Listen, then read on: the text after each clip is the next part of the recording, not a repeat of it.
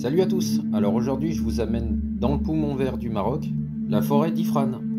Grâce à un de mes très bons amis, Damien, qui a une très bonne connaissance du Maroc. Cette forêt se trouve au sud de Fès et elle a une superficie d'environ 116 000 hectares. Cette forêt est très apaisante et on y ressent une grande sérénité. Le vert est omniprésent. Je rappelle que le pays du Maroc a environ le tiers de son territoire sous des terres arides. La forêt d'Ifrane est la plus belle forêt de cèdres du Maroc, là où vit en totale liberté le singe magot.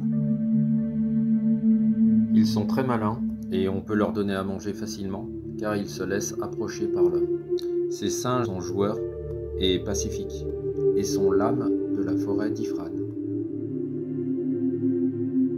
Quelques-uns sont sauvages, mais beaucoup ont appris à côtoyer l'homme.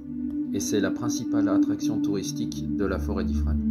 Cette forêt est aussi convoitée pour d'autres usages.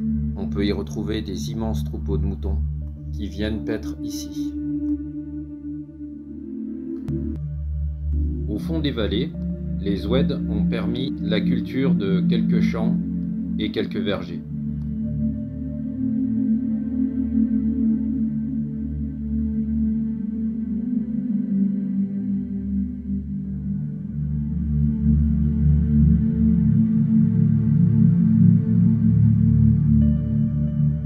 L'exploitation par contre commerciale des cèdres réduise le territoire des singes, car le cèdre est un bois de haute valeur.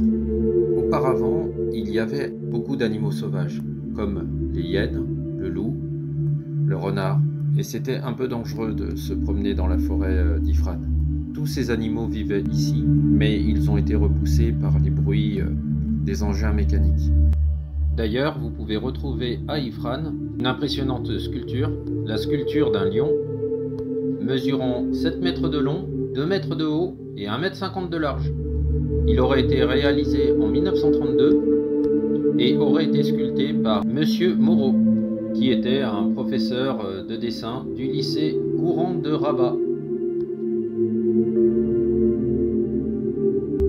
Après, il y a tout de même quelques parcelles protégées pour le singe magot.